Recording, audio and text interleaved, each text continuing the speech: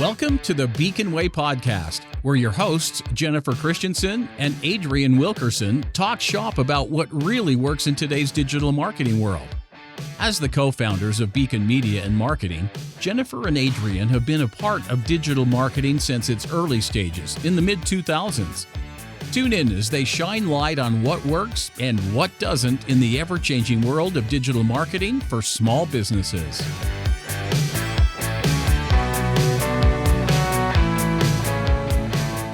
Welcome back to the Beacon Way podcast, and this is Jennifer Christensen. I am the host. Very excited to introduce a young woman that I had the opportunity to meet through Jim Bates, I believe it is, at the Alaska Leadership Conference this year, and she just has stuck out to me. I haven't stopped thinking about what she shared there, so I'm excited to have her share with us today.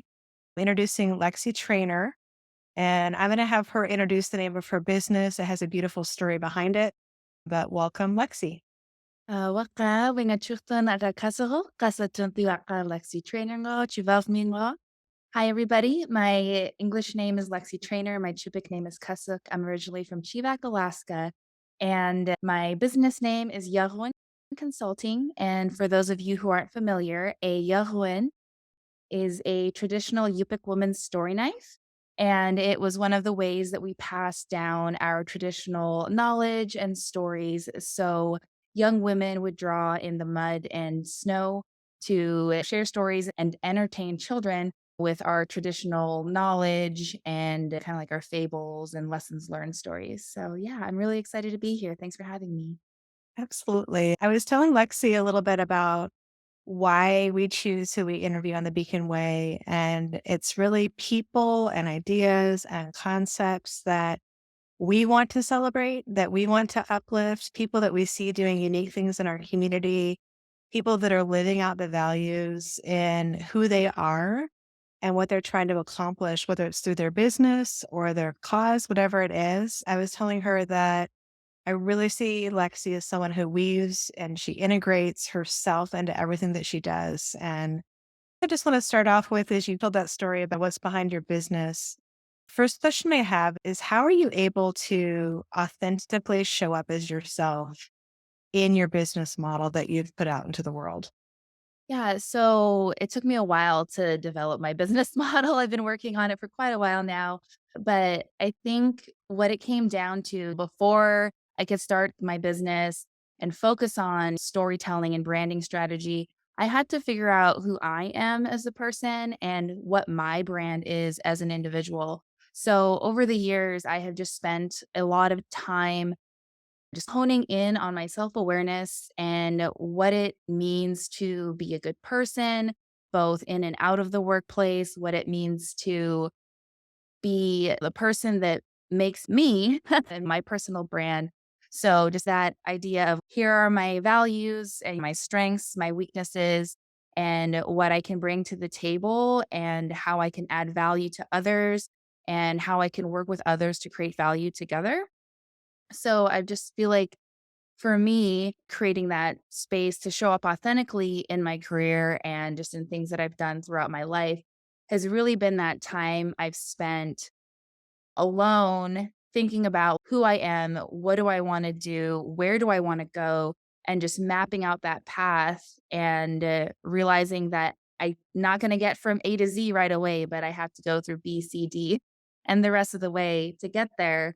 And I feel like I've just spent a lot of time figuring out who I am, what I want to do. And it means that I can show up in places authentically and with a lot of excitement. And I feel like people really value that.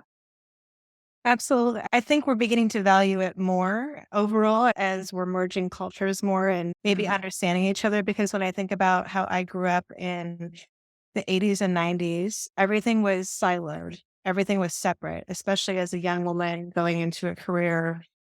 There was no option of even showing up authentically or I didn't feel that there was an option to show up authentically as myself. It was definitely, you are this way at work, you are this way at home, you are this way with your friends. This is how you have to be in the world. And I think that is, I believe we're seeing the destruction of that and just our Western white culture, however you want to put that, of recognizing that it doesn't work. It doesn't feed who we are. I definitely struggled with my identity as an Alaska Native person. I lived out in rural Alaska in the village of Chivak until I was almost 11 years old. And then I moved to Chugiak, Alaska. And I went to Chugiak High School, which I think there were less than 5% of the school was Alaska Natives. And Right. one of the other ones that was there was my own brother. I really struggled with my identity for a long time. I saw a lot of negative stereotypes. More of the things that I heard related to Alaska Native people were negative stereotypes and jokes. And at the time, I wasn't confident enough to stand up for myself or for my people. And I think that's another thing that's come up with finding out who I am and bringing my authentic self to the table is the ability and the willingness to do just because I have found myself in situations once I became comfortable with who I am where, people will say something and I'm comfortable standing up for myself because I know who I am. I know what I'm standing up for. And that really makes a difference. That's beautiful. So this kind of goes in what you just said, goes into the next question I had. As a Native woman, what do you see that some of the challenges have been in advancing your career? And what do you believe that in ways that your culture has almost enhanced your ability in your career? Yeah. So growing up, I didn't see very many Alaska Native people in leadership positions. And when you're hearing a bunch of negative stereotypes and you're also not seeing leadership that looks like yourself, it can really make it difficult to feel like you belong. And so I also grew up in rural Alaska where there aren't very many career paths. And so even like before moving to the city, I didn't really know there was such a large variety of jobs that people could go into. And because my mom, when we moved to the city, she ended up working in childcare. So outside of that and the handful of things that my friends' parents did, I didn't really know what jobs were out there. So that was definitely a challenge for me being the first of my family to go to college and get a bachelor's degree and then a master's degree. I had no idea what I was doing and trying to figure out college applications, figuring out what a college schedule was, what you needed for FAFSA. There's just so many steps along the way that I didn't have people that I could look to for that information because they had not gone through it themselves. So that was pretty difficult. And then I went to school for strategic communications. And as I'm in these courses, I'm meeting people along the way who are providing me with new information and guidance. And that was fantastic. But I still wasn't really seeing Alaska Native people in leadership positions just because of the spaces that I was in. Once we moved to the city, I was no longer going to things like fish camp or making connections with people in the Alaska Native community. And it wasn't until my junior year of college, I went to the Siri Foundation to fill out a scholarship application and submit it. And the CEO of Cook Inlet Tribal Council, Gloria O'Neill, came in and she said hello to me, asked me how I was doing, told me, "Oh, you're almost done with school. That's so exciting." And she was very nice and friendly. And when she left, the lady who was working the front desk, she looks at me and she was like, "She's Yupik like you, and she's the CEO." And I was mind blown. I was like, one, it's someone who's leading an Alaska Native organization that, is also a woman. And like another thing too is I feel like I see a lot of people from other areas of Alaska who are in leadership positions, but not specific to the Yupik and Chupik culture. Right. Just because we're a little more west than everybody else. We were exposed to the Western world a little later. If you live in Anchorage, you're going to be exposed to things a lot sooner. Juneau, Sitka, they've had that influence for a little longer. So it was just absolutely amazing to me to see that.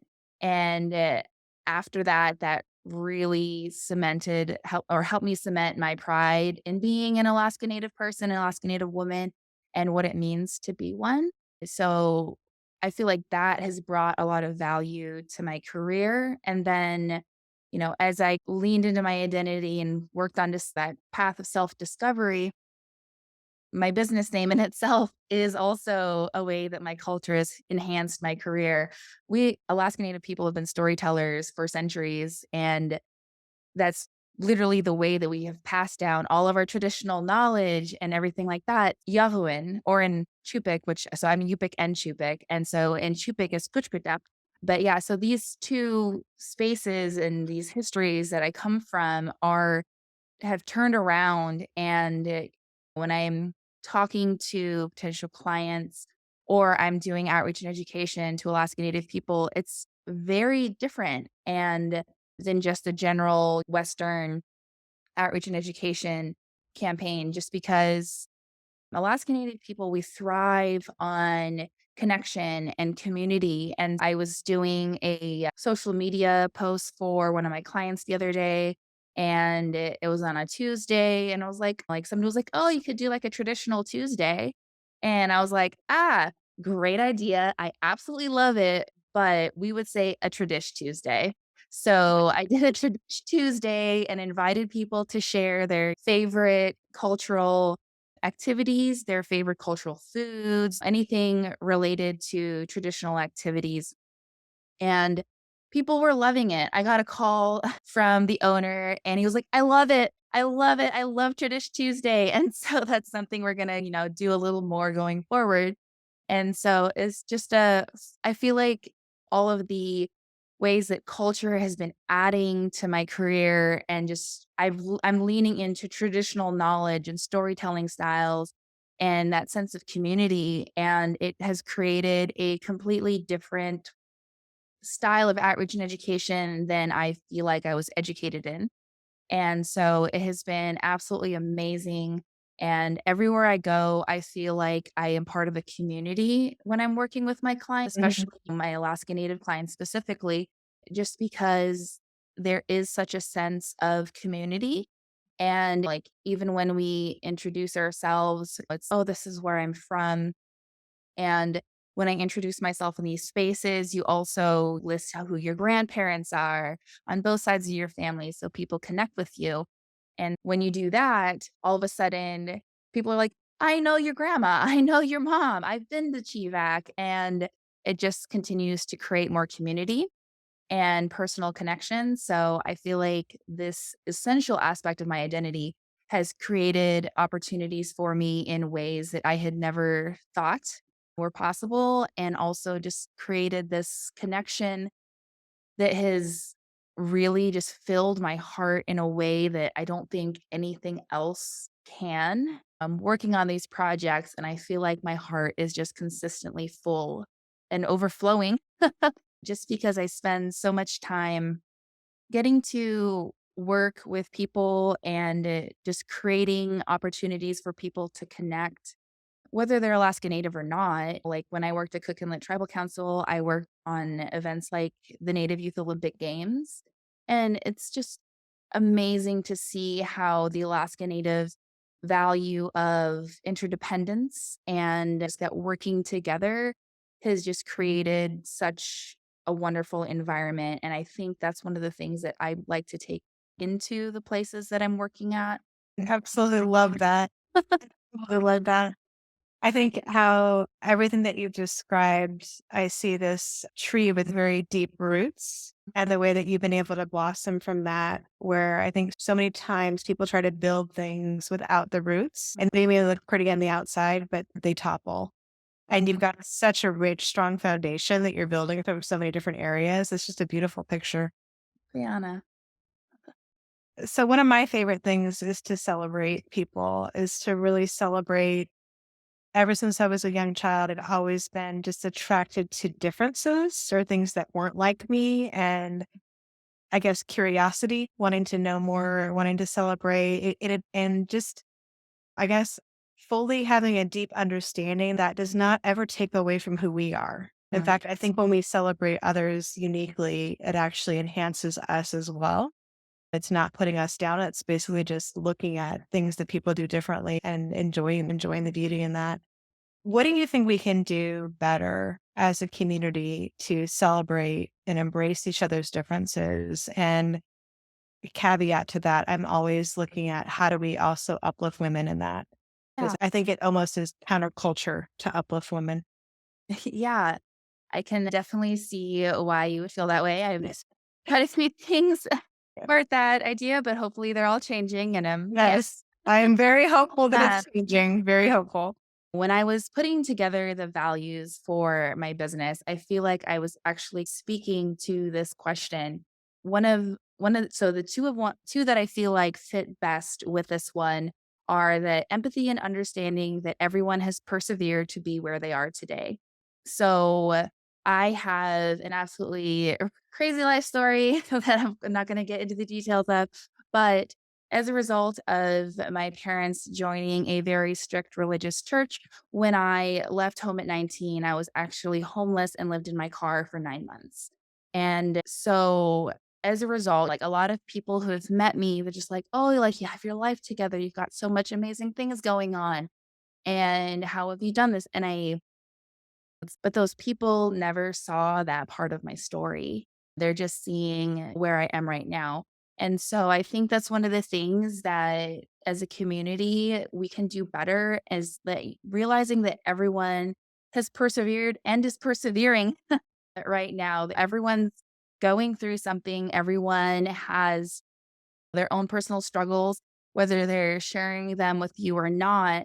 And like that was actually one of the questions one of the things I talked about at the leadership conference was like, I'm used to guiding hikes and leading local hikes for women. And so when I went to Everest Base Camp, I was actually in the back because I was sick. And that was a really eye-opening moment for me to realize I had a support system and people that I could lean on. And I think that we've been raised and in this Western idea that like we take care of ourselves. And instead of that Alaska Native value of interdependence and we are a community and we get through this together. So that's something I've been really trying to work on, reaching out to my friends and also providing specific ways to help people. So instead of saying, oh, if you need help, reach out. Hey, I'm free on Tuesday evening from 6 to 10. Can I come watch your child for you so you can go and just have a nice night out? Here's a gift card for dinner. Here are ways that I can help you. Or which one would you like to choose? Instead of just throwing out, like, I'm here if you need me, because then people are forced to ask. And I think that a lot of people aren't quite comfortable with that yet. I have friends that are comfortable with that. I'm always happy just, "Oh, yeah, send me a text when you have the specific need filled, and I'm happy to do it." And so that's one of the ways I'm trying to uplift and work within my own community of women, and also providing just opportunities to, like, have both one-on-one time and group time, and listening and learning each other's stories, and, because I've learned as I spend time with my friends on an individual basis and in group settings, there are like everybody is trying, we all have social media, we have our highlight reel. When you talk to them, you find out the little things that they're going through. And if you're listening, you figure out how you can support them.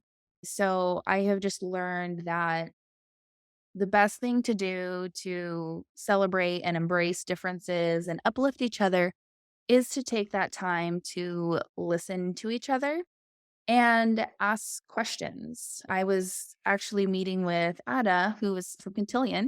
I met her from She's one of my best friends. I absolutely love her. And So blessed to have her as a friend. yes, she's absolutely amazing. And she told me a story about how ability without visibility is not worth anything. And then she told me one of the Nigerian stories about that. And I was blown away. That one statement and then the story that she shared about it, I was like, this has changed my life. This thing that she's over here just, oh yeah, let me share this with you. And I was, yeah, She's got depth of wisdom. And if we don't listen to each other, that's the goal that we literally share with each other. It's so beautiful. yeah. And so just having that support and mentorship on a professional level was so meaningful to me. And I got to hear some of her story. And so now, as a result, when I look at the things that she's doing or the things that she's done, I can appreciate it that much more. It's because I have a better idea of where she's coming from. And I think that when you take that time to listen to people and listen to whether it's a person, a group, an organization, when you take that time to listen to them, where they come from, where they want to go, and understand their own individual identity as a person and what makes them the way that they are, it just makes it so much easier to celebrate and uplift them. And so that's my goal. I am working on listening to my friends and other women in my community to make sure that I can provide the level of support, even if it's just, oh my gosh, great job. That's fantastic. I'm so excited for you. Like, Right. it means something. I love that.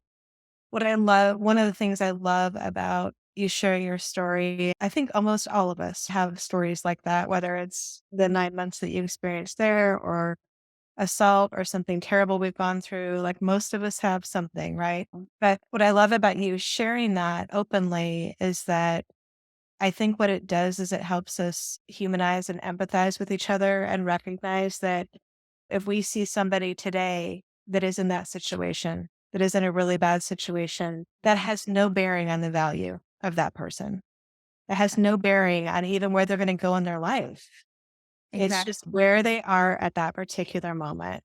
And I think, again, social media can be wonderful, but it can also harm us from thinking that everybody else is having the best life all the time. And until you listen and really hear people's stories, it'd be easy to think that. But of course, that's not the case. Yeah. And I think one of the ways that I feel like I've been adding to my friendships is a lot of people aren't comfortable being the vulnerable one first. So, in all this time I've spent figuring out my own identity and who I am, I've become comfortable being vulnerable. Because when you're talking with somebody and being honest about how your challenges and struggles have in life that you've experienced, and you're comfortable talking about those, it helps you build trust and strengthen your relationships with other people. And it also, I feel like it also takes away some of the stigma with different Yeah. things, especially for me, like having been homeless and lived in my car for 9 months, like, t talking about people being homeless is a very sensitive subject, and to be able to go into spaces or talk to people who have struggled, like, I've had friends who are like, "I went through something similar," and it makes them realize that they're not alone, and that it also provides an example for your other friends who maybe they haven't gone through that, but they're going through something similar or for them is a struggle. And they're like, if they can get through this, I can get through this. And it's an encouragement without having to share, without having to be vulnerable. It gives them that space to realize that they're not alone. And so I think that also really helps with that uplifting each other. And even if you don't know you're doing it. Yeah, I can really attest to that. When I was at the lowest point in my life, which was definitely pretty low on pretty much everybody's scale.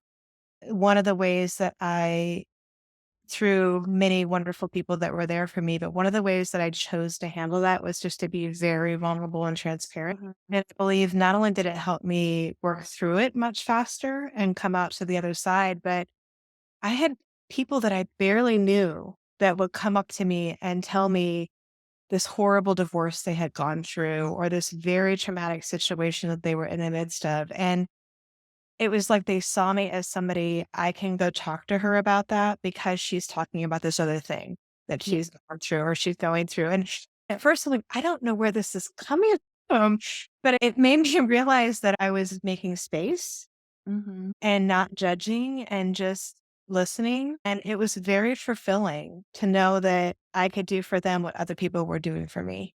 And it That's difference. And it connected us, even though it connected us in some sort of trauma or tragedy, it mhm. also connected us in that we are moving forward. We are working to become healthier or working to get through this and that there is another side. So I think that's beautiful. I really do. I'm so excited. Who is your ideal client? How can people find you if they want to look at engaging your services? Are you mainly doing more social, or tell me a little bit about that part? So I actually offer a variety of services. And like I said, they're all featured around storytelling. So if anybody is trying to figure out what story they're trying to tell, what their branding strategy is, that's the kind of services that I'm offering. For a general idea, one of the things that I am most invested in and most excited about is the kind of like Alaska Native cultural consulting. It's the reason that I started my business. And so it's for people who are planning a project that impacts or influences or requires input from Alaska Native people.